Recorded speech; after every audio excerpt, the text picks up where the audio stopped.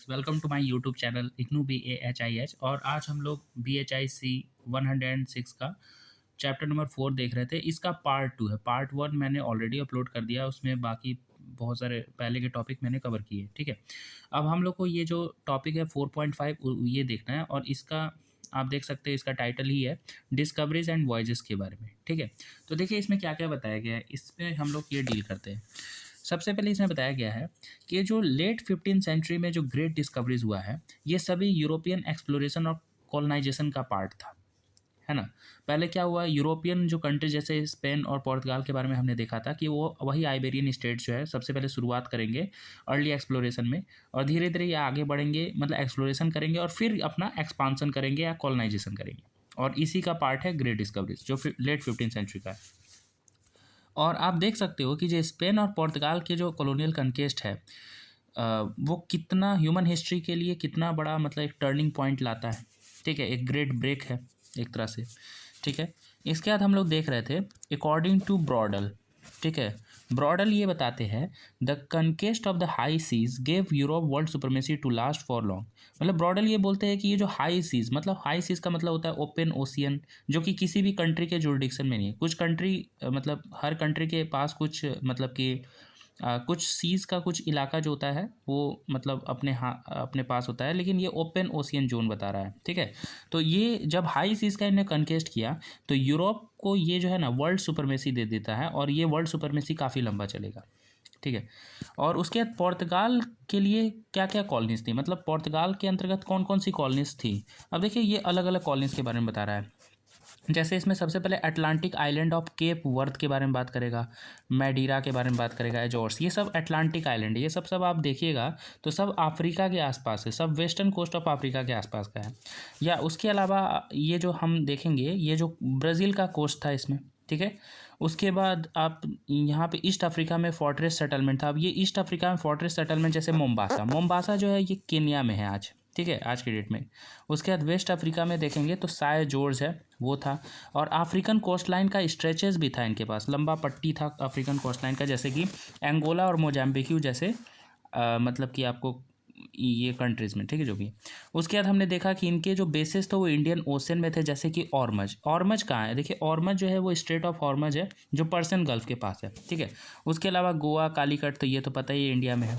कोलंबो श्रीलंका में है। ठीक है, और इनके पोस्ट जो है वो ईस्ट में थे, जैसे मकाओ है, मलक्का है मलेशिया, जावा में थे, सेलेबेस थे और मोलुकास थे, है ना। ऐसे बहुत सारे ये पुर्तगाल के कॉलोनीज़ के बारे में बता रहा है।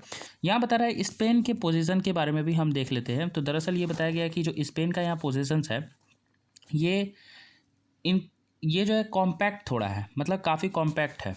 ठीक है, पुर्तगाल के कंपेरिजन में। लेकिन ये बता रहा है इनके अंतर्गत क्या है, कैनरी आइलैंड है। कैनरी आइलैंड भी वही आसपास ही है अफ्रीका के या स्पेन के भी। और उसके बाद आप देखेगा इसमें वेस्ट इंडीज़ के आइलैंड भी आएंगे, वेस्ट इंडियन आइलैंड। ठीक है, और जो आज के डेट में वेस्ट इंडीज़ है वो। और उसके बाद इसमें पूरा होल ऑफ सेंट्रल अमेरिका भी इसमें आएगा, साउथ अमेरिका के कुछ इलाके भी इसमें शामिल है, और फिलीपींस के भी इसमें इलाके शामिल है। ठीक है, हम आगे के पैराग्राफ देखते हैं। देखिए हमने आगे ये देखेंगे कि पुर्तगाल के पास ना जो ओशियन सी बोट था काफ़ी लंबा था। इनके पास अच्छा खासा एक सी फारिंग कम्युनिटी थी या पीपल थे, फिशिंग पीपल भी थे और कॉमर्शियल क्लास भी थे। और ये सभी जो थे फ्यूडल इंटरफेरेंस से इमेंसिपेटेड, मतलब लिबरेट किए गए थे। ठीक है, यानी कि ये सभी उससे इंडिपेंडेंट थे। 1415 के बारे में यहाँ बता रहा है। 1415 में क्या हुआ, ये जो स्यूटा था, स्यूटा का कनकेस्ट जो था that was kept under Portuguese garrison, meaning a European state took over the administration of N overseas position in A Muslim territory. ये तो पहले ही हमने पढ़ा था कि जो स्यूटा था वो इस्लाम के द्वारा कैप्चर्ड किया गया था तब तक, जब तक कि 1415 में पोर्तुगीज़ ने इसके ऊपर कनकेस्ट नहीं किया था। तो हमने ये साफ साफ देखा कि 1415 में स्यूटा का कनकेस्ट हुआ और इसको पोर्तुगीज़ के मिलिट्री गैरिसन, मतलब गैरिसन के अंतर्गत डाला गया। इसका मतलब है कि ये यूरोपियन स्टेट ने मुस्लिम टेरिटोरी में सबसे पहले जो ओवरसीज ऑक्यूपेशन या पोजीशन है उसके ऊपर एक एडमिनिस्ट्रेशन इस्टेब्लिश किया है। ठीक है, इसका मतलब यही है। अब स्यूटा इनके लिए बड़े बहुत इंपॉर्टेंट होगा, बहुत सारे बेनिफिट्स को लाएगा। क्या क्या बेनिफिट्स है, तो यहाँ पे हम लोग ये देखेंगे कि स्यूटा जो है provided a base for an attack on Gibraltar other Moorish settlements and provided information for African exploration. तो इससे हमें पता चला कि स्यूटा जो है वो गिब्राल्टर के ऊपर अटैक करने के लिए एक अच्छा बेस है, अदर मूरिश सेटलमेंट। ये गिब्राल्टर किधर है, स्ट्रेट ऑफ गिब्राल्टर आप देखे होंगे जो स्पेन और मोरक्को के बीच का है ना। तो स्पेन और मोरक्को के बीच का एक स्ट्रेट है, वही गिब्राल्टर भी है, एक छोटा सा जगह है। तो आप देख सकते हो आइलैंड हमको लगता है, ठीक है। तो ये गिब्राल्टर के ऊपर अटैक के लिए एक बेस दे रहा था, अदर मूरिश सेटलमेंट्स, और इन्फॉर्मेशन भी प्रोवाइड कर रहा था अफ्रीकन एक्सप्लोरेशन के लिए। इसमें फिर बताया गया कि देखिए 15वीं सेंचुरी के अंत तक आप देखिएगा कि पुर्तगाल जो थे उसने कनकेस्ट कंप्लीट कर लिया था। केप बोजादोर को अपने हाथ में ले आए थे, फिर उसके बाद ये केप वर्द को भी अपने हाथ में लाए, ठीक है, सायरा लियोन को भी लाए थे।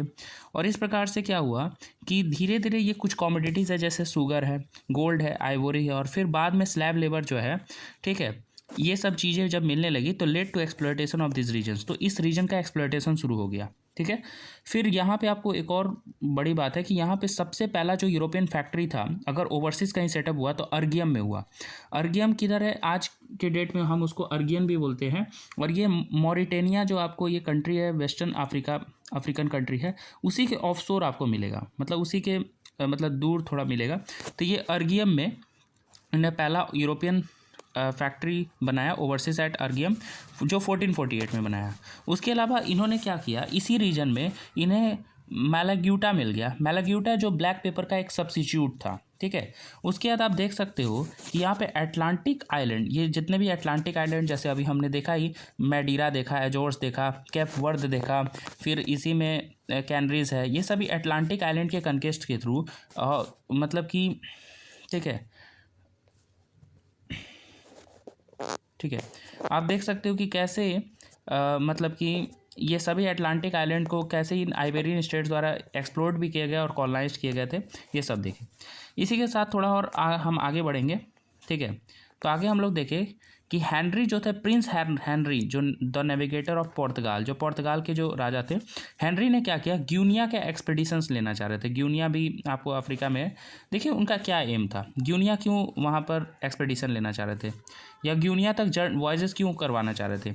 उनका एक रिलीजियस ऑब्जेक्टिव था कि जितने भी वहाँ पे अफ्रीकन नेग्रोज है उन्हें क्रिश्चियनिटी में कन्वर्ट कर दो, ठीक है। लेकिन ये बड़ा ही डिप्लोमेटिक मूव तो होगा ही, क्योंकि मान लेते हैं कि अफ्रीकन नेग्रोज उनके कुछ अपने मतलब कि अपना कुछ रिलीजियस मतलब कि आइडियोलॉजी होगा, या हो सकते हैं उनके कुछ ट्राइबल मतलब गॉड एंड गॉडेस को वो मानते होंगे, लेकिन अब उनको क्रिश्चियनिटी अपनाना तो काफ़ी डिफ़िकल्ट काम था ना। तो इसके लिए उन्होंने पोर्तुगीज़ ट्रेडर्स और एक्सप्लोरर को मतलब क्या किया, फाइनेंस किया।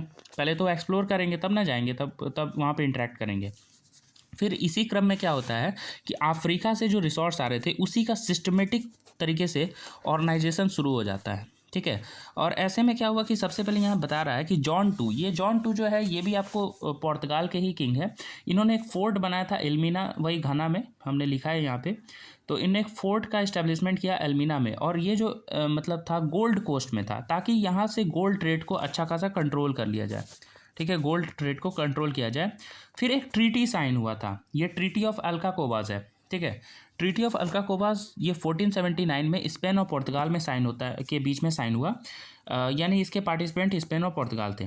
देखिए इस ट्रीटी के मुताबिक स्पेन ने रिकॉग्नाइज किया पोर्तुगीज़ के क्लेम को। पोर्तुगीज़ इस ट्रीटी में कुछ क्लेम करता है, इसका क्लेम था कि मुझे फिशिंग ट्रेड को मोनोपलाइज करना है, मतलब ये सिर्फ अकेला फिशिंग ट्रेड करेगा, ठीक है। उसके अलावा जो वेस्टर्न अफ्रीकन कोस्ट लाइन है उसके अलॉन्ग भी ये नेविगेशन करेगा। और सबसे बड़ी बात है कि इसको अटलांटिक आइलैंड को गवर्न करने का अधिकार, इस पर ही थोड़ा बहुत बाद में देखिएगा कि ट्रीटी चेंज होगा जो भी है। तो right to govern Atlantic island, ठीक है। तो हमने यहाँ तक देखा नेविगेशन का अधिकार मांग लिया, वो भी West African coast line, Atlantic island को गवर्न करने का अधिकार, और फिशिंग ट्रेड को मोनोपलाइज करना था, ठीक है। इन तीनों चीज़ों को देखें। अब क्या हुआ कि पोर्तुगीज़ जो थे, ठीक है, अब यहाँ पे हमने देखा कि एक साओ जॉर्ज द मीना, इसको भी उन्होंने अचीव कर लिया था। और ये साओ जॉर्ज द मीना भी एक बहुत इंपॉर्टेंट सेंटर था गोल्ड ट्रेड का, ठीक है। एल्मीना तो था, ये भी अच्छा खासा सेंटर था, साओ जॉर्ज द मीना। अब इस बेस के साथ मतलब साओ जॉर्ज द मीना के साथ और बहुत सारे चेन ऑफ मतलब फेटोरियस, ठीक है। फेटोरियस का मतलब होता है ये पोर्तुगीज़ के कुछ फोर्टिफाइड मतलब एक तरह से बेस के तौर पे बोल सकते हैं, फोर्टिफाइड बेस जो ट्रेडिंग पोस्ट हो गया, कॉमर्शियल पोस्ट हो गया, इस तरह से। तो इसके साथ साथ बहुत सारे ऐसे ही फेटोरियस के साथ और इस बेस के साथ क्राउन का जो मतलब आप बोलिएगा, क्राउन की जो रेवेन्यू थी वो तकरीबन डबल हो गई थी। ठीक है, तो काफ़ी फ़ायदे में थे पुर्तगाल के जो रूलर थे। फिर अब यहाँ पे हम लोग ये देखेंगे कि 1481 में John two dispatch the explorers on achieving maritime contact with India and of breaking into मतलब of taking part into the Indian ocean spice trade and of establishing an alliance with the supposed foreign Christian potentate like Prester John to complete the encirclement of Islam। देखिए 1481 का वक्त है। इस समय John to ने अपने explorer को order किया या डिस्पैच किया कि सबसे पहले क्या करना है, आपको इंडिया के साथ कांटेक्ट बनाना है, लेकिन ये मैरीटाइम कांटेक्ट है, जाहिर सी बात है ओवरसीज कांटेक्ट है। उसके बाद इंडिया के साथ कांटेक्ट बनाने का क्या मकसद था, वहाँ के मसालों का, ठीक है, मसालों का जो स्पाइस ट्रेड होता था उस पर कंट्रोल कीजिए। ठीक है, उसमें पहले कंट्रोल नहीं, पहले तो पार्टिसिपेट कीजिए तब ना कंट्रोल होगा बाद में। तो वही बोल रहा है कि taking part of the Indian ocean spice trade, और फिर बाद में क्या करना है कि आपको हो सकता है जैसे ये क्रिश्चियन पोटेंसेट मतलब एक रूलर है, ये फॉरेन क्रिश्चियन रूलर है प्रेस्टर जोन के बारे में मतलब बहुत ज़्यादा उस समय कहानियों में लिखा जाता था कि प्रेस्टर जोन ऐसे कोई क्रिश्चियन रूलर है जो फॉरेन है, और वो क्रिश्चियनिटी को मतलब इस तरह से मतलब दिखाया जाता है कि उसके प्रोटेक्टर के तौर पे है। तो ऐसा माना जाता था कि वहाँ पे वो भी कहीं मिल सकते हैं। ठीक है, तो ऐसा ये भी बोला गया था कि अगर ऐसे सपोज्ड मतलब एक्सपेक्टेड जो ये फॉरेन पोटेंसेट है जैसे प्रेस्टर जोन, उनके साथ अलायंस बनाने को भी बोला गया था, ताकि इस्लाम के मतलब इंसर्कलमेंट मतलब हो गया उनके ब्लॉकेड को कंप्लीट किया जाए, मतलब इस्लाम के फैलाव को रोका जा सके, सिंपल सा बात है। ठीक है, मतलब पोर्तुगीज़ अपने क्रिश्चियनिटी को लेके काफ़ी पॉजिटिव है, यहाँ पे ये दिख रहा है। फिर यहाँ पे आगे क्या होता है, इट वाज बार्टा लोम्यू डाइज। ठीक है, बार्टा लोम्यू डाइज जो थे उनने एक्चुअली क्या किया, ये कैप को क्रॉस किया। अब ये क्या कैप है आगे हम लोग बात करेंगे। यहाँ पे बता रहा है कि ये कैप को क्रॉस किया through the western coast of Africa. ठीक है, मतलब ये वेस्टर्न कोस्ट ऑफ अफ्रीका से गुजरते हुए ये एक कैप को गुजरते हैं, और इसी को जॉन टू ने इसका नाम रखा केप ऑफ गुड होप, जिसको आप साउथ अफ्रीका में देखेंगे, मतलब अफ्रीका का सबसे अंतिम पॉइंट एक तरह से देख सकते हैं साउथ अफ्रीका का भी। तो ये कैप से गुजरते, इसका नाम केप ऑफ गुड होप था, और इसी केप ऑफ गुड होप ने इंडिया तक के रूट को खोजने में हेल्प किया। ठीक है, इसके आगे हम लोग देखेंगे कि आप देखेंगे वास्को डी गामा 1498 में भारत आए थे, ये तो पता ही है। तो वास्को डी गामा का जो फ्लीट था वो आपको केप ऑफ गुड होप में सबसे पहले अराइव हुआ, पहले केप ऑफ गुड होप पे रुका, फिर वो कालीकत आया 1498 में। ठीक है, इसके बाद क्या हुआ, ये जो फ्लीट था इसने पहला मेजर क्या किया, इनकाउंटर किया। मतलब इस फ्लीट में सबसे पहले किसके साथ मतलब इसका मुलाकात हुआ एक तरह से, तो ईस्ट अफ्रीका की ट्रेडिंग नेटवर्क को इसने देखा। ठीक है, और ये ईस्ट अफ्रीका की जो ट्रेडिंग नेटवर्क के साथ जो इसका इनकाउंटर हुआ, ठीक है, या उसको वो मतलब विजुलाइज किया, वो मोजाम्बिक्यू आइलैंड पे था, मोम्बासा जो केनिया है, और मालिंदी के ऊपर हुआ। आप देख सकते हैं यहाँ पे कि ये जो इनका ट्रिप मतलब वास्को डी गामा का ट्रिप जो था, इसने बहुत सारे मसालों मतलब पेपर और सिनामोम जैसे कार्गो को लाया। ठीक है, और एक्चुअली उनने मतलब बोला जाए तो हर तरह के एक्सपेक्टेशंस को पूरा किया जो भी इनसे मतलब एक्सपेक्ट की जा रही थी। अच्छा, इसी के बाद हम देखेंगे कि कैब्रल भी इंडिया तक वॉइस करना चाहते थे, लेकिन वो जो थे ना वो ब्राज़ील के कोस्ट तक पहुंच गए। ठीक है, वो ब्राज़ील के कोस्ट पे पहुंच गए। ठीक है, इसके बाद हम कोलंबस से रिलेटेड पूरा ये जो पैराग्राफ है ये पूरा कोलंबस से है। कोलंबस के बारे में थोड़ा समझते हैं। देखिए, कोलंबस का वॉइस बहुत इंपॉर्टेंट माना गया है। कोलंबस जो थे उनने एक लॉट ऑफ प्रैक्टिकल नॉलेज प्राप्त कर लिया था, नेविगेशन के फील्ड में अच्छा खासा नॉलेज था। इनका जो वॉइस था इसको काफ़ी रिलेवेंट इसलिए मानते क्योंकि इन्होंने एक अननोन कंटिनेंट, जो अभी तक किसी को पता नहीं था दुनिया को कि अमेरिका नाम का भी कोई कंटिनेंट हो सकता है, उसकी खोज की। ठीक है, और ये यूरोपियन एक्सप्लॉयटेशन के लिए अब ओपन हो चुका था। ठीक है, इसके बाद हम लोग यहाँ पे देखेंगे कि कोलंबस जो है फिर अपने दूसरे जर्नी में, सेकंड वॉयज ऑफ डिस्कवरी में, उनने बहुत सारे न्यूमरस आइलैंड की खोज कर ली, और ये जो न्यूमरस आइलैंड थे वो वेस्ट इंडीज़ का था। ठीक है, अब ऐसे में क्या होता है कि ये जो 50 सालों के अंतर्गत फिर आप देखिएगा विद इन 50 ईयर्स, ठीक है, ये जो स्पेनिश पोजेशंस था हैड ग्रोन रैपिडली। ठीक है, बहुत तेज़ी से फिर आपको भागेगा, बहुत तेज़ी से बढ़ा ये जो स्पेनिश का जो सेटलमेंट था या पोजीशन था, with settlements being establish far into interior. हाँ, लेकिन एक और ख़ास बात यहाँ बताया गया है कि इनका जो सेटलमेंट्स होता था ना, वो आप देखिएगा कि ये अपने सेटलमेंट को अंदर की तरफ बनाते थे, मतलब कोस्टल रीजन पे नहीं, कोस्टल रीजन से बहुत दूर बनाते थे। जबकि जो पोर्तुगीज़ का जो कॉलोनीज था वो एसेंशली आपको कोस्टल देखेगा, मतलब काफ़ी हद तक वो सिर्फ कोस्टल एरिया पे ही मतलब अपना कॉलोनी बनाए हुए थे, जबकि इनका सेटलमेंट जो था वो इंटीरियर की तरफ, अंदर की तरफ था। अब यहाँ पे स्पेनिश सेटलमेंट क्यों इतना तेज़ी से बढ़ रहा है? कोलंबस के वजह से। यहाँ पे सीधा सीधी इसका आंसर मिल जाता है। यहाँ पे ये बताया गया कि जो स्पेनिश रूलर है और जो जियोनीज बैंकर्स है फाइनली सपोर्टेड हिज एक्सपेडिशन। तो कोलंबस के एक्सपेडिशन को इन्होंने सपोर्ट किया, ठीक है। अब ही रीच्ड बहमास। तो कोलंबस जो था बहमास चला जाता है, ठीक है, एक्सपेडिशन में, और मतलब और फिर उसके बाद वो सल्वादोर गया वहाँ से, फिर क्यूबा के आइलैंड पहुँचा, हिस्पैनिया पहुँचा, और फिर वो एजोर्स में शेल्टर ले लिया। फिर ऐसा उसको लग रहा था ना कि वो एशिया के आउटस्कर्ट, मतलब एशिया के ही बाहरी इलाके में अभी पहुँचा हुआ है, ऐसा उसको लग रहा था, ठीक है। लेकिन वो स्पाइसेस तो नहीं ले पाया, लेकिन गोल्ड जरूर अपने साथ लाया और वहाँ के कुछ नेटिव्स लाए, और उस नेटिव को या तो क्रिश्चियनिटी में कन्वर्ट किया गया या तो उन्हें गुलाम बना दिया गया, ठीक है, गुलाम बनाया जा सकता था, ठीक है। हम लोग यहाँ पे देखें, उसके बाद हम लोग देखें कि जो कोलंबस का वॉयजेस था, इसमें उसने वेस्ट इंडीज़ को भी एक्सप्लोर किया। हम देखें वेस्ट इंडीज़ के बहुत सारे आइलैंड को खोजा, और यहाँ तक कि त्रिनिदाद को खोज दिया। त्रिनाद टाबू है जो भी है, त्रिनाद आइलैंड, और उसका 1502 में भी एक वॉयज चला कोलंबस का। और ये जो 1502 में जो उसका वॉयज था, उसने उसमें एक्सप्लोर कर लिया जो होंडुरास का जो कोस्ट था, निकारागुआ और पनामा, ये तीनों को खोज लिया। यहाँ तक कि एक ला इसाबेल, जो उसको आज हम लोग डोमिनिकन रिपब्लिक भी बोलते हैं, अब इसके ऊपर उसने एक कॉलोनी इस्टेब्लिश किया और वहाँ पे वो रूल करना लगा, ठीक है, रूल किया कोलंबस। और यहाँ तक हमने देखा, तो ये पूरा कोलंबस से रिलेटेड था। अब यहाँ पे हम लोग ये देखेंगे कि ऐसे में क्या होता है कि अब हम अभी किस ट्रीटी के बारे में पढ़े थे, ट्रीटी ऑफ, ठीक है, अल्का, यहाँ पे हम लोग देखे थे, हाँ, ट्रीटी ऑफ अल्काकोवास के बारे में देखे थे जो 1479 में हुआ था।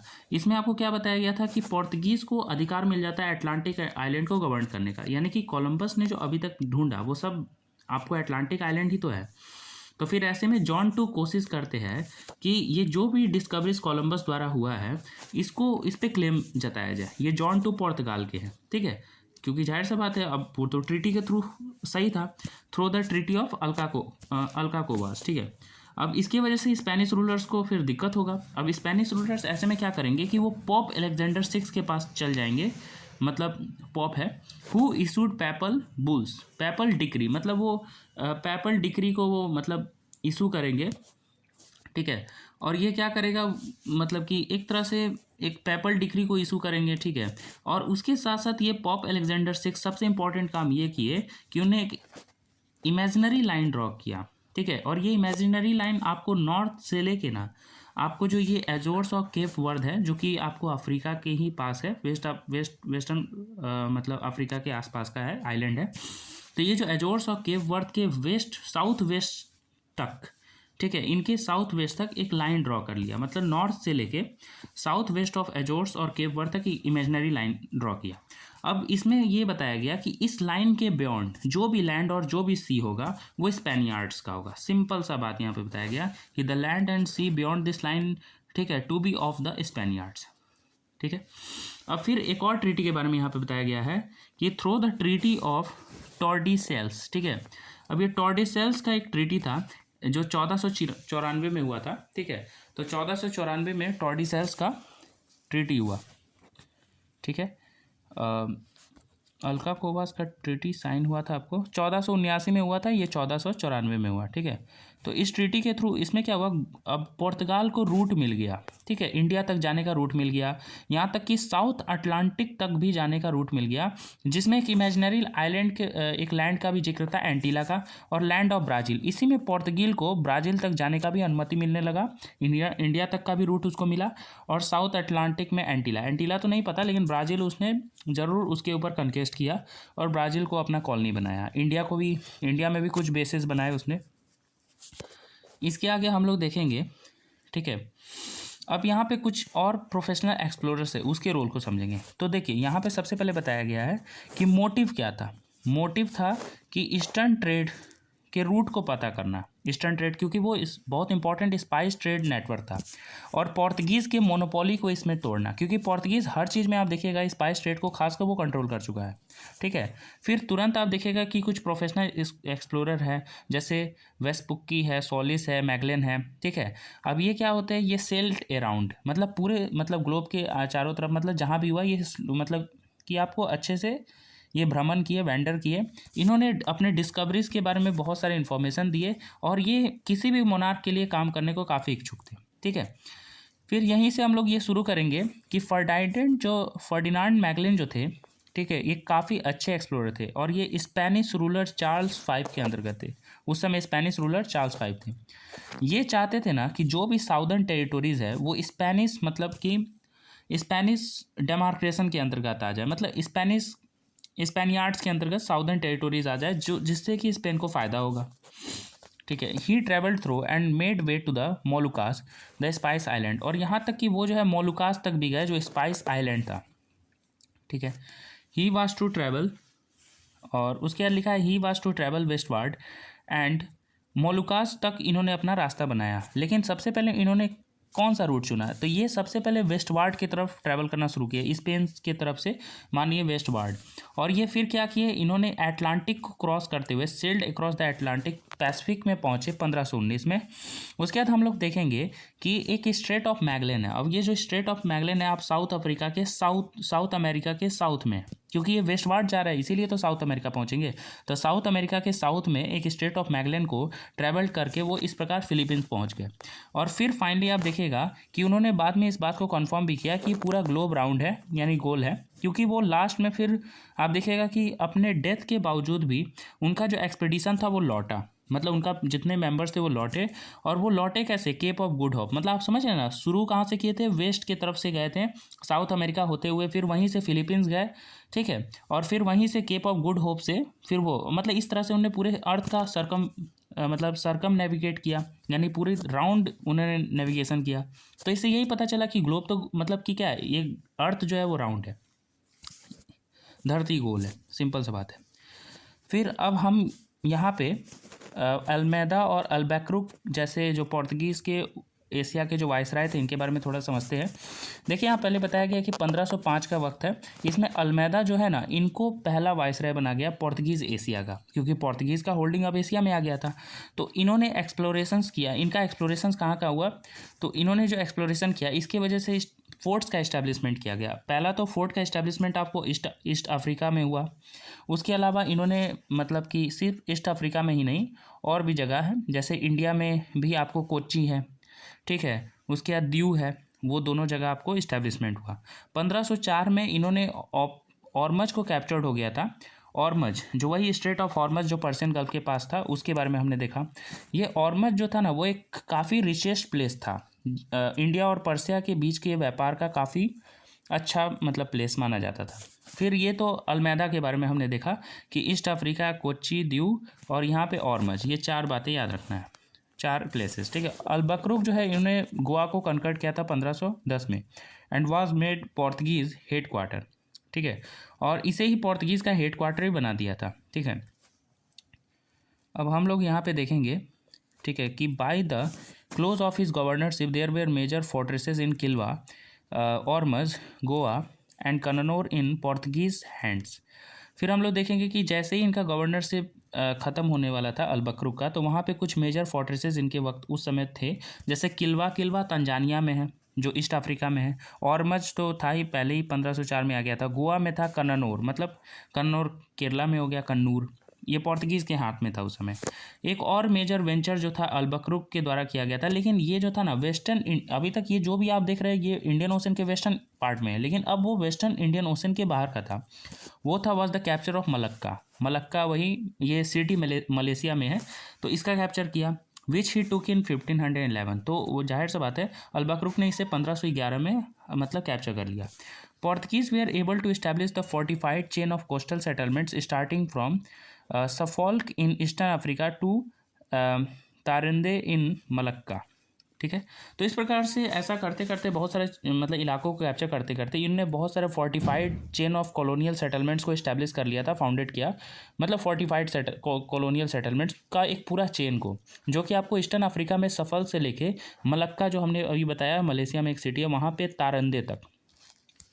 धीरे धीरे इसी में क्या हुआ कि जो कैंटन पोर्ट आप देखने को मिलेगा, कैंटन पोर्ट जो चाइना में है, ठीक है, ये ट्रेड ओपन किया नागासाकी तक, ठीक है। फिर यहाँ पे एक और पोप के बारे में बता रहा है, उस समय अलेक्जेंडर 6 थे। अब यहाँ पे 1514 का वक्त है। इस समय पोप लियो फिर से एक बार और पैपल डिक्री इशू किए, ठीक है, एक बुल को इशू किए, लेकिन ये पोर्तुगीज़ के फेवर में था, ठीक है, सॉरी, ये पोर्तुगीज़ के फेवर में था। और इसमें वो अपने पैपल ब्लेसिंग्स को दे रहे थे उन सभी एक्सप्लोरेशंस को, उन सभी कनकेस्ट को जो पोर्तुगीज़ द्वारा किए होंगे। और पोर्तुगीज़ एक तरह से आप देख सकते हो ना, the Portuguese were the first to establish the commercial colonial empire, मतलब इन्होंने पहले थे जिन्होंने अपना कॉलोनियल एम्पायर बनाया था, वो भी commercial colonial empire. East India company भी बाद में आएगी, डच भी आएंगे, फ्रेंच भी आएंगे, लेकिन पोर्तुगीज़ इसमें सबसे पहले थे, ठीक है। उसके बाद हम लोग देखेंगे, अब यहाँ थोड़ा स्पेन और स्पेनिश अमेरिका के बीच का ट्रेड को देखना है, ठीक है, यानी स्पेन के बारे में भी तो समझना है, ये तो पूरा पोर्तुगीज़ के बारे में हमने देखा। तो यहाँ पे ये बता रहा है, the trade to the Spanish America was confined to the port of Seville and was restricted to the merchants of that city. Simple सा बात है कि ये जो स्पेन का जो स्पेनिश अमेरिका तक जो व्यापार चल रहा था, वो सिर्फ पोर्ट ऑफ सेविल तक ही कन्फाइंड था, मतलब कि पोर्ट ऑफ सेविल जो कि आपको ऑलरेडी स्पेन में है, यानी कि उसका व्यापार सिर्फ स्पेन के साथ चल रहा था, और वो भी मतलब कि उस सिटी के ही जो मर्चेंट्स थे उन्हीं के लिए मतलब ओपनेबल अलाउड था या रिस्ट्रिक्टेड था, वहीं तक उन्हीं तक के लिए मतलब कि लिमिटेड था। सिर्फ सेविल सिटी के ही मर्चेंट्स ही स्पेनिश अमेरिका तक जाके व्यापार कर सकते थे, सिंपल सा बात है। फिर क्या होता है कि जो आप देख रहे हो कि ये ट्रांस अटलांटिक ट्रेड भी इसको बोलेंगे। तो ये जो ट्रांस अटलांटिक ट्रेड में रेवोल्यूशनरी चेंज तब आया जब 1540 मतलब 1540 के दशक में, जब वहाँ पे बहुत ही ग्रेट सिल्वर का डिस्कवरी एक्सप्लोरेशंस हुआ। फिर हम लोग ये देखेंगे कि ये जो आउटवर्ड कार्गो जो कि स्पेन से आपको निकलते थे, उसमें मैन्युफैक्चर्ड आइटम्स होते थे, और ये मैन्युफैक्चर्ड आइटम्स ये कोई स्पेन के या एंडालुसिया के प्रोडक्ट नहीं थे। एंडालुसिया भी साउदर्न पार्ट ऑफ स्पेन है, तो ये कोई स्पेन के प्रोडक्ट नहीं थे, ऐसा नहीं कि ये स्पेन के प्रोडक्ट थे, ठीक है, ये कहीं और से आते होंगे जो भी है। और जो रिटर्न कार्गोज वहाँ से आता था ना, मतलब स्पेनिश अमेरिका से, उसमें शुगर होता था, उसमें सिल्वर बुलियन का भी अच्छा खासा क्वांटिटी होता था, और तंबाकू भी वहाँ से आता था। तो ये तीनों है। इसके बाद एक लास्ट पैराग्राफ है इस टॉपिक का, इसमें हम लोग देख रहे थे कि 16th सेंचुरी के बिगनिंग में पुर्तगाल के पास, हमने देखा कि पुर्तगाल के पास मोनोपोली जो था वो स्पाइस ट्रेड के ऊपर हो गया था, जो कि इससे था, ठीक है। तो पुर्तगाल अपना मोनोपोली स्टैब्लिश कर चुका था। अब यहाँ पे दो मेन ओशियनिक ट्रेड के बारे में हम देख रहे थे, एक तो लिस्बॉन से इंडिया, मतलब लिस्बॉन पुर्तगाल में है, तो लिस्बॉन से इंडिया तक चल रहा था, और एक जो था वो सेविल, जो कि आपको स्पेन में था, वहाँ से वेस्ट इंडीज़ तक जा रहा था, ठीक है। ये देख सकते हैं, यही दो रूट है, ये दो इंपॉर्टेंट रूट थे। अब ऐसे में ये ट्रांस अटलांटिक ट्रेड जो स्पेनिश अमेरिका और स्पेन के बीच का था, तो ये जो ट्रांस अटलांटिक ट्रेड था स्पेन और स्पेनिश अमेरिका के बीच का, जो 16th सेंचुरी में, इसमें बहुत सारे गुड्स आपको मूव कर रहे थे, एक्सचेंज हो रहे थे। क्यों ये गुड्स की ज़रूरत पड़ रही थी, ये क्यों इतना ट्रेड हो रहा था? क्योंकि यहाँ पे देखिए, अब कुछ स्पेनिश सेटलर्स थे, उनका भी कुछ नीड होगा, रिक्वायरमेंट होगा। इस पर हिस्पेनाइज्ड इंडियंस थे और मेस्टिजोस थे, इनके रिक्वायरमेंट को पूरा करने। मेस्टिजोस क्या होते हैं? देखिए, मेस्टिजोस जो होते हैं ना, वो मिक्स्ड रेस के एक मैन माने जाते हैं। अब ये मिक्स्ड रेस के कैसे वजह से, मान लेते हैं कि स्पेन से कोई आदमी या कोई भी औरत मतलब गई होगी अमेरिका, वहाँ के मतलब किसी भी निवासी के साथ उनका मैरिज मतलब रिलेशंस हुआ होगा, और फिर ऐसे में क्या हुआ कि दोनों का जो बच्चा होगा वो मिक्स्ड रेस का होगा। तो इस तरह से मेस्टिजोस का फॉर्मेशन हुआ, और हिस्पेनाइज्ड इंडियंस भी थे, इनके नीड को पूरा करना था। अब जाहिर सा बात है, इन सब चीज़ों को जो वो मंगवा रहे हैं उसके लिए पे भी करना पड़ेगा। तो इन इंपोर्ट्स के पे करने के लिए सेटलर्स ने ऐसे में क्या किया कि रैंचिंग डेवलप कर लिया, प्लांटिंग और माइनिंग इकोनॉमी को डेवलप किया, ठीक है। और वो क्या कर रहे थे कि और गुड्स को प्रोड्यूस करने लगे जो जिसका सेल जो है यूरोपियन मार्केट में होगा। अब उनके प्लांटेशंस के लिए तो वहाँ पे उनके स्लैब्स की भी ज़रूरत है। अब स्लैब्स कहाँ से पूरा करेंगे? तो इसीलिए उन्हें वेस्ट अफ्रीका के साथ एक नया ट्रेड शुरू किया। लेकिन अब ठीक है, ईस्ट के साथ तो आप देख सकते हो कि ईस्ट से बहुत सारे गुड्स को वो यूरोप से मंगवा रहे हैं, ठीक है। अब कुछ गुड्स वो प्रोड्यूस कर रहे हैं जिसको यूरोपियन मार्केट में बेचेंगे, लेकिन स्लैब्स भी चाहिए। तो ऐसे में अब ये जो भी इम्पोर्ट्स है उसको कैसे मतलब पे करेंगे? तो ऐसे में सिल्वर माइंस जो आ रहा था ना, ये जो सिल्वर बुलियन उनके पास हो गया था, वो उनको इनेबल कर रहा था कि वो उस इम्पोर्ट्स के लिए पे कर सकते थे। तो यहाँ पे हमने ये टॉपिक हमने कंप्लीट कर लिया। ठीक है, थोड़ा बड़ा था और काफ़ी याद करने वाला टॉपिक है, जगह बहुत सारा है इसमें मेंशन किया गया। ठीक है, इसके साथ हम लोग को इसमें देखना है nature of Portuguese and Spanish positions यानी कॉलोनियल एम्पायर। तो इसमें सिर्फ हम एक ही चीज़ पढ़ेंगे, वो है पोर्तुगीज़ के कॉलोनियल एम्पायर को देखेंगे, स्पेनिश वाला नेक्स्ट पार्ट में देख लेंगे। पोर्तुगीज़ कॉलोनियल एम्पायर, तो हम लोग को ये देखना है कि ये जो मॉडर्न कॉलोनियल एम्पायर्स का जो बिगनिंग था ना, ये आपको शुरुआत हुआ था कॉन्क्वेस्ट ऑफ स्यूटा के साथ।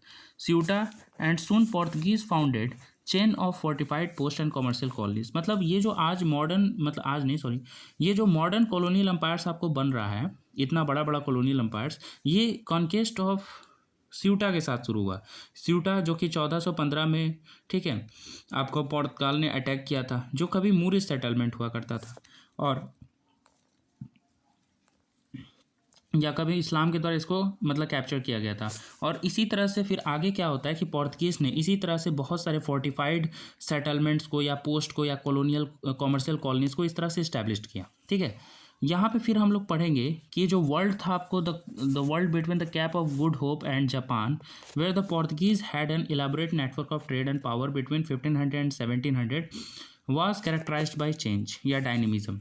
दरअसल ये बता रहा है कि जो वर्ल्ड, जो केप ऑफ गुड होप मतलब कि अफ्रीका का जो वो लास्ट पॉइंट है, और वहाँ से लेके जो जापान तक का वर्ल्ड था, जहाँ की पोर्तुगीज़ के पास बहुत बड़ा नेटवर्क ऑफ ट्रेड आप देख सकते हो, खास के स्पाइस ट्रेड में उसका मोनोपोली वहाँ चल रहा था एक समय। तो और साथ ही साथ उसका पावर भी था, ट्रेड के साथ पावर भी था, जो 1500 और 1700 के बीच का था। इसमें बहुत सारे चेंजेस आए। ठीक है, जैसे कि यहाँ पे ये बताया गया है कि सबसे पहले तो पोर्तुगीज़ को मुस्लिम्स के साथ फेस करना पड़ा, जो ईस्ट अफ्रीका के मुस्लिम्स थे। और इसके सिर्फ इतना ही नहीं, उसे मुग़ल अम्पायर से जो थ्रेट था, जो डर था, उसका भी सामना करना पड़ा। और चाइना में और जापान में भी कुछ पावर्स थे, उनके भी थ्रेट का सामना करना पड़ा। ठीक है, तब जाके वो अपना मतलब कहीं ना कहीं बेस बना सके या ट्रेड को आगे बढ़ा पाए। ठीक है, जो भी है। उसके बाद हम लोग यहाँ पे देखेंगे कि the Portuguese colonial government reflected the political character of the Portugal. ठीक है, as no distinction was made between the colonies and metropolis. अब ये जो पोर्तुगीज़ के लिए जो कॉलोनियल गवर्नमेंट थे, वो पोर्तगाल के ही पॉलिटिकल कैरेक्टर को दिखा रहे थे। इस प्रकार से यहाँ पे ये बताया गया कि वो जो थे ना, वो कॉलोनीज और मेट्रोपोलिस में कोई मतलब कि डिफरेंस नहीं पैदा किए थे। ठीक है, उसमें कोई अंतर नहीं किए थे। अब ये जो कॉलोनीज होती थी, उससे को किसके द्वारा मतलब मेंटेन किया जा रहा था या डील किया जाता था, तो काउंसिल ऑफ स्टेट थे और उनके द्वारा डील किया जा रहा था। और एक थे काउंसिल ऑफ इंडीज़। ठीक है, काउंसिल ऑफ इंडीज़, इंडीज़ का मतलब यहाँ पे वो ओवरसीज से है। ठीक है, तो काउंसिल ऑफ इंडीज़ जो थे वो अपने गवर्नमेंट के लिए रिस्पॉन्सिबल थी। ठीक है, ये दोनों हमने देखा। फिर हम लोग यहाँ पे देखेंगे कि पोर्तगाल ने एक मॉडल भी बनाया था अपने सी बॉर्न अम्पायर के लिए, क्योंकि एक बहुत बड़ा एक ओवरसीज अम्पायर उन्होंने बना दिया ना, उसके लिए एक मॉडल बनाया। ठीक है, और मेंशनड एज स्टाडो द इंडिया और इंडिया हाउस ऑफ लिस्बन, जिसका नाम उनने स्टाडो द इंडिया या इंडिया हाउस ऑफ लिस्बन रखा। दरअसल यहाँ पे देखेंगे कि जो पोर्तगाल एक मॉडल बनाया सीबॉर्न एम्पायर, तो वो एक कॉमर्शियल इंटरप्राइज को मैनेज कर रहे थे और वो मैरीटाइम एक्टिविटी को भी मैनेज कर रहे थे जो इंडियन ओशन में। और इस सीबॉर्न एम्पायर में जो मॉडल बनाया उसका नाम स्टाडो द India India house of Lisbon था। इसके बाद हम लोग देखेंगे कि इंडियन ओशन में आप जो पोर्तुगीज़ का इंटरवेंशन देखेंगे ना, the nature of Portuguese intervention हमने यहाँ से देखा। तो ये जो पोर्तुगीज़ इंटरवेंशन का जो नेचर था इंडियन ओशन में, शुरुआत में इनिशियली तो वो बस कॉमर्शियल प्रेजेंस था, लेकिन बाद में उनने मिलिट्री प्रेजेंस को इस्टेब्लिश किया। कैसे? कुछ फोर्ट्स, क्योंकि उनने फिर वहाँ पे मिलिट्राइज कर दिया ना उस स्टेशंस को, जहाँ जहाँ उनने बेस बनाए। जैसे इंडिया में ही गोवा बनाया तो उसको मिलिट्री के अंतर्गत डाल दिए, है ना, फोर्ट्स बना के या फैक्ट्रीज इस्टेब्लिश किया। ताकि ऐसा क्यों कर रहे थे, क्यों मिलिट्राइज किया? क्योंकि स्पाइस ट्रेड के ऊपर उनको अपने मोनोपोली को बरकरार रखना था, सबसे बड़ी बात है। ठीक है, फिर हम लोग यहाँ पे देखेंगे थोड़ा आगे हम लोग देखेंगे कि उनने एक ऑर्गेनाइजेशनल स्ट्रक्चर भी क्रिएट किया था। जैसे कि यहाँ बताया गया है कि इंडिया में ही बात किया जाए तो वायसराय जो होते थे ना, वो रिप्रेजेंटेटिव होते थे किंग के। ठीक है, वायसराय कौन होते थे? तो वायसराय जो होते थे वो रिप्रेजेंटेटिव ऑफ किंग थे, that who manage the Indian trade. ठीक है, तो ये वायसराय किंग के रिप्रेजेंटेटिव होते थे और उसके अलावा वो इंडियन ट्रेड को भी मैनेज कर रहे थे। और किंग के रिप्रेजेंटेटिव होने के नाते वायसराय क्या करते थे कि कुछ लोकल रूलर्स होते थे, उसके साथ कॉमर्शियल ट्रीटी में भी वो एंटर किया करते थे। मतलब कॉमर्शियल ट्रीटी डील भी क्या करते थे, और एशिया में जो भी ट्रेड थे पोर्तुगाल के, उसको भी सुपरवाइज कर रहे थे। और ऐसा करने में उन्हें असिस्ट भी कर रहे थे, उनको हेल्प कैप्टन और जनरल कर रहे थे। अब कैप्टन के बारे में यहाँ थोड़ा बताया कि जो जितने प्रत्येक फोर्ट मतलब जो भी बेस पे फोर्ट होते थे वो प्रत्येक फोर्ट को एक कैप्टन के अंतर्गत रखा गया था, और वो कैप्टन जो थे वो एडमिनिस्ट्रेशन ऑफ जस्टिस मतलब जस्टिस सिस्टम भी देखते थे। आगे हमने देखा कि ये जो पोर्तुगीज़ का एक कॉलोनियल एम्पायर बन रहा है इसमें काफ़ी मतलब करप्शन दिखेगा, जो कि इसको कोई रोक ही नहीं सकता, इसीलिए वो बहुत ज़्यादा इनएफिशिएंसी को भी दिखाएंगे एशिया में। ऐसा क्यों है? क्योंकि जो भी इनके ऑफिशियल्स हैं उनके लो सैलरीज हैं, ठीक है। और पोर्तुगीज़ अम्पायर जो अमेरिका के बाहर थे उसमें आप देखिएगा कि बहुत सारे इसमें स्कैटर्ड बेसेस भी देखने को मिलेगा एंड कोस्टल इनक्लेव्स, ठीक है। और काफ़ी ज़्यादा कोस्टल ऐसे एरिया सेटलमेंट देखने को मिलेंगे जो कि स्पेन के बड़े बड़े कॉलोनी से बहुत डिफरेंट है, क्योंकि स्पेन में तो हम देखें कि काफ़ी कॉम्पैक्ट था उनका सेटलमेंट, जैसे सेंट्रल एशिया का पूरा, साउथ अमेरिका में तो एक अच्छा खासा मतलब कुछ इलाका, ठीक है। तो उनका एरिया आप देखिएगा, और खासकर वो कोस्टल इनक्लेव्स के तौर पे नहीं था, वो तो इंटीरियर था, तो इसलिए स्पेन के बड़े बड़े कॉलोनीज से पोर्तुगीज़ अम्पायर का जो बेसिस था वो काफ़ी डिफरेंट था।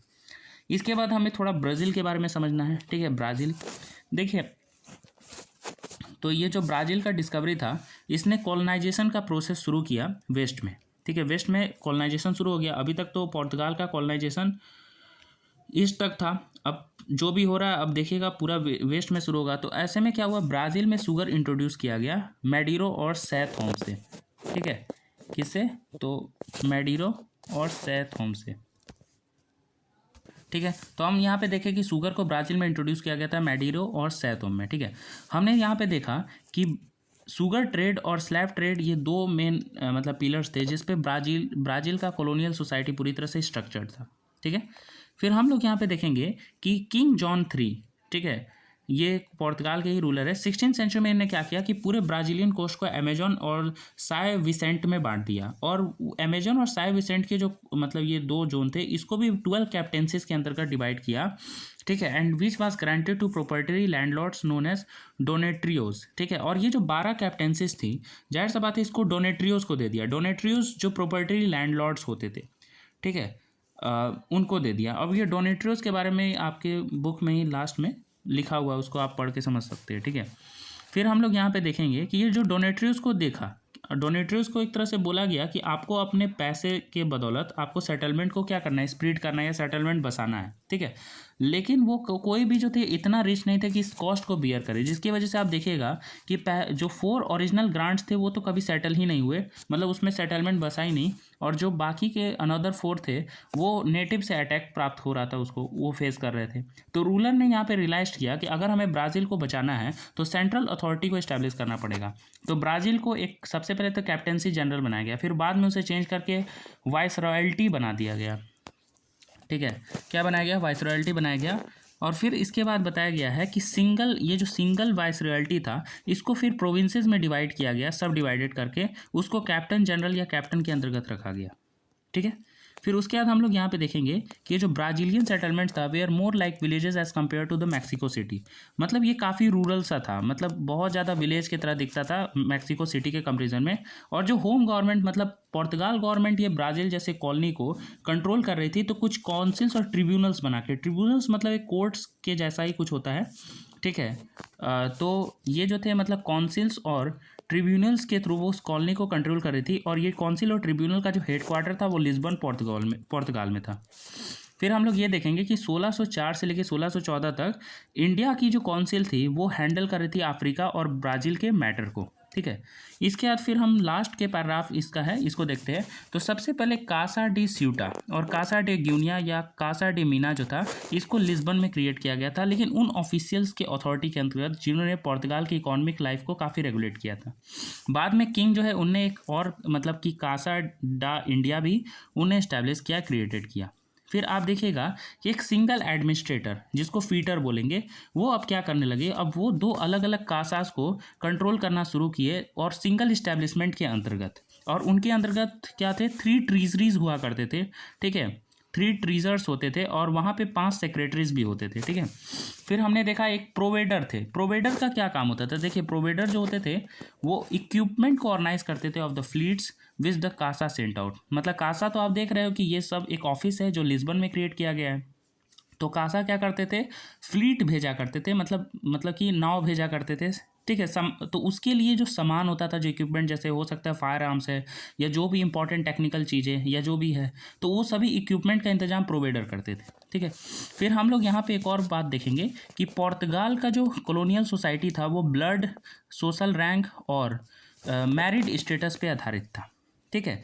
तो पोर्तुगीज़ का जो पॉपुलेशन जो आपको कॉलोनीज़ में देखने को मिलेगा, वो डिवाइडेड किए गए थे कुछ ऐसे, जैसे कुछ और चर्च के ऑफिशियल्स थे, कुछ नोबिलिटी के ऑफिशियल्स थे, यानी कि बड़े बड़े पोस्ट पे थे, कुछ नोबल्स ही थे, तो कुछ चर्च के मतलब ऑफिशियल्स थे, या कुछ ऑर्डिनरी मैरिड या अनमैरिड मैन भी थे। ठीक है। लेकिन यहाँ पे एक और बात ये बोला गया है कि जो अनमैरिड मैन थे ना, उनको वर्क करना पड़ता था मिलिट्री में। ठीक है। और साथ ही साथ वो जो माइनर या लेसर नोबिलिटी जो होते थे, उनके चैरिटी पे भी उनको पलना पड़ता था। तो इसी के साथ हमारा चैप्टर ख़त्म होता है। वीडियो थोड़ा लंबा हो गया है। ठीक है। इसी के साथ हम लोग यहाँ अलविदा लेते हैं। ठीक है।